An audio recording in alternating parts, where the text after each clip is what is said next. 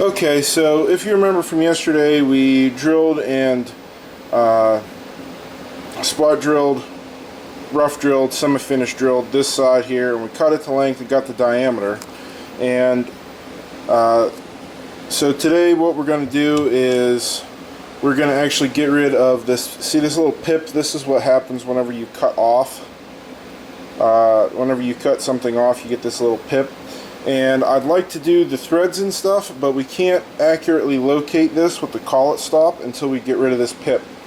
So what we're going to do is we're actually going to do this rounded end today and get rid of the pip and get it to perfect length, and then we can reliably put this in the collet against the stop and have the same position on the Z every time.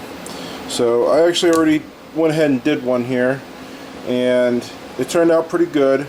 So I'm just going to show you what the steps we did to go through this. Alright, so in the program here, the first thing we did was we went to conversational and did an OD turn, and I just made up some numbers. We're not actually going to use any of the numbers from this. So then I immediately went to File, Edit.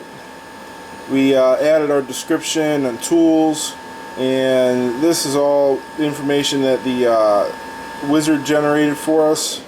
And then once we got to the actually cutting of the tools, we deleted everything in there. And what we did here is we're going to, remember yesterday we had 5 thousandths extra stock. So first thing we're going to do is face off 3 thousandths, so we're going to leave 2 thousandths for final cleanup so our radius blends real nice. So we're going to leave 2 thousandths, we're going to face off 3, and that's going to get rid of the pip at the end. And then we're going to go to 0.6 clearance drill. Then we're going to use a G42, which is an outside diameter radius compensation. So the program does have a radius option in the Wizards, but I actually like to write this by hand because we can do more with it than just a radius. We can actually do ID radiuses, curves in the middle of the part, so I just want to go ahead and use this. So we're going to use a G42 here, so we have tool compensation on, and we're going to go to Z0. We're going to feed into Z0, so that's going to be able to clean up our last 2 thousandths as we move out to the X dimension. So we're going to go out to X.3, and we changed that a little bit. On the drawing we had 75 thousandths radius, but that didn't really look as good as I had hoped, so I ended up at a 0.100 radius, and I like the way that ends up looking. So we changed that a little bit from the drawing.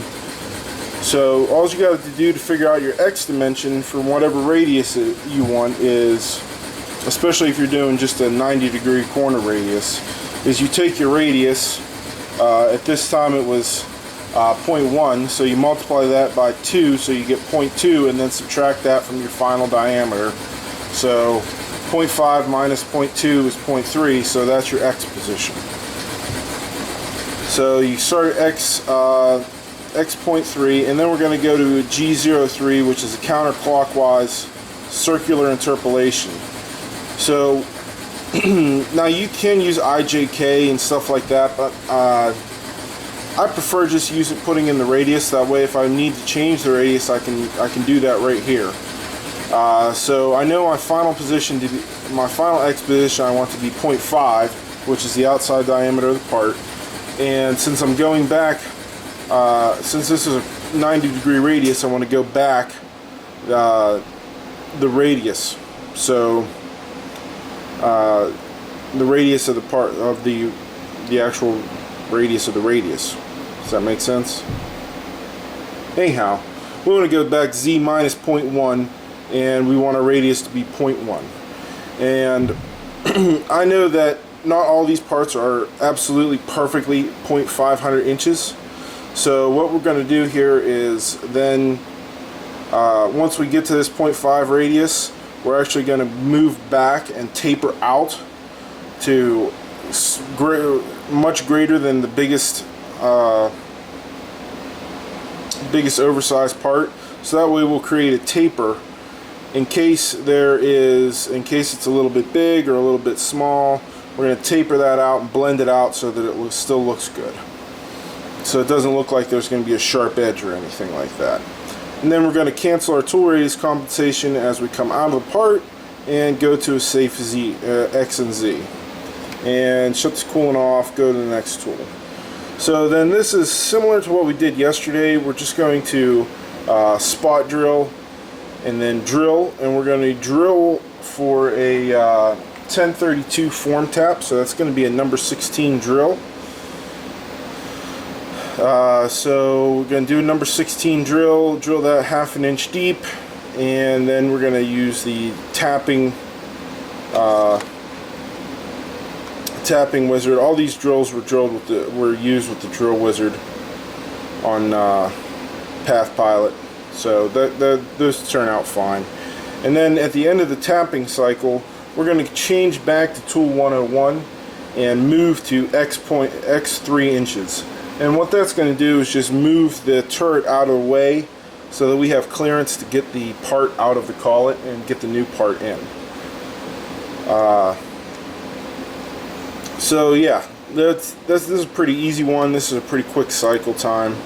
And actually we're going to go back in here. And I think we have our maximum speed at 1000 RPM. Well, we did that before because we didn't want the part whipping, but now that there's no part sticking out the back, we can really up our speed. So we're going to bring this up to 2250, and we'll let that drill and drill 1000 RPM. We're going to drill at 1500 RPM, and this is okay. This is, whoops, don't want to move that. We're going to drill at 1500 RPM on this also, and we'll leave the tapping at 500 RPM. That seems to be a decent speed. We don't want to get it too fast because then the inertia of the spindle will try to keep going, and the part and the tap might want to try to pull back out. So we just want to go nice and slow on the tapping. There's no problem with going a little bit slow on that part. So we'll just save that, close it out, reload, and you can see our profile here. So just our quick facing, and then we're going to come in, make this radius, and then taper out. Okay, so I'm going to clean the window, and I'll bring you guys back in when we're ready to start the next part. Okay, so we got the next part set up in there. You can see the little pip there, and that's what we're going to get rid of here on this first step. So without further ado, we'll just go ahead and get started.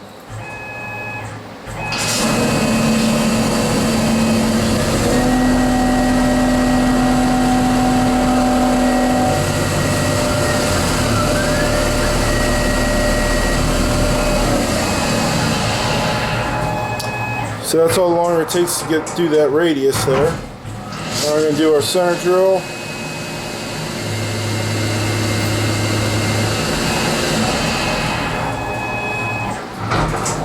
Our tap drill.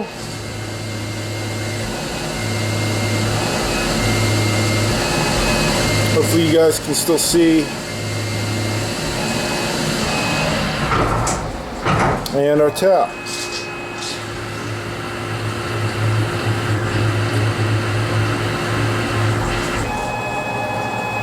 That's it. And we change to this part here, or that tool number 1, and just move out of the way, and we're ready to put the next part in. This is only a 56-second cycle time, and again, it's taken about 45 minutes or so to set it up. Okay, alright, I'll see you on the next part.